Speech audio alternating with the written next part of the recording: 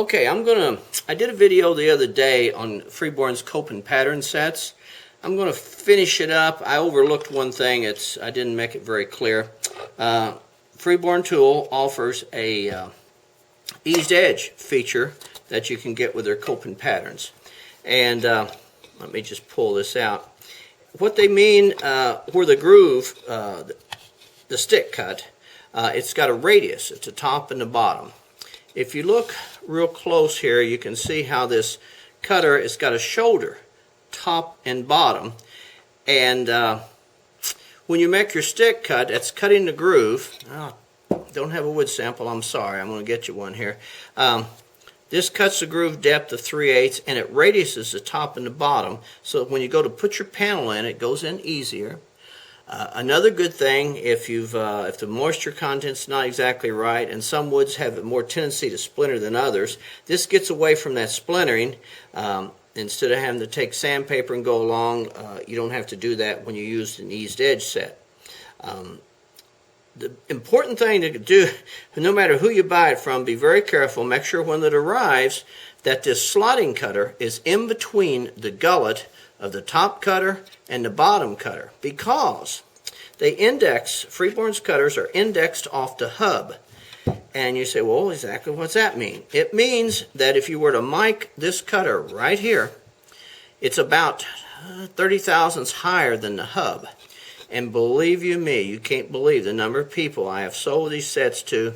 They stack them on their shaper like that, like they normally, you learned a long time ago to stagger them 2, 4, and 8, like the old Dr. Pepper thing. And they tighten them down and they hear a loud crack.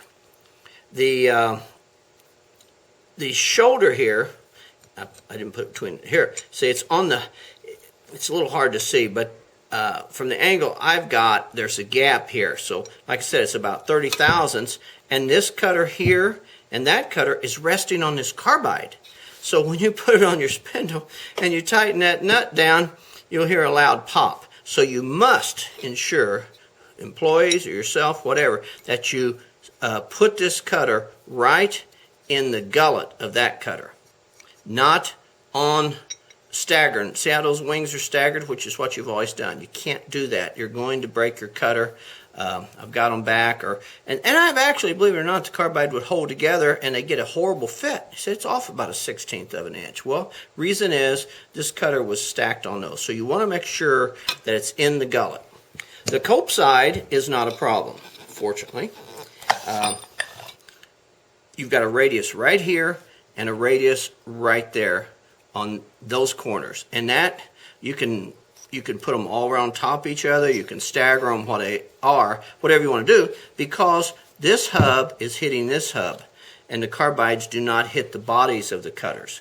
So you don't have to worry about cope, but you definitely have to worry. And like I say, you can do the 12, 4, and 8 position on that, but on your radius eased edge set, you make sure that that's that way.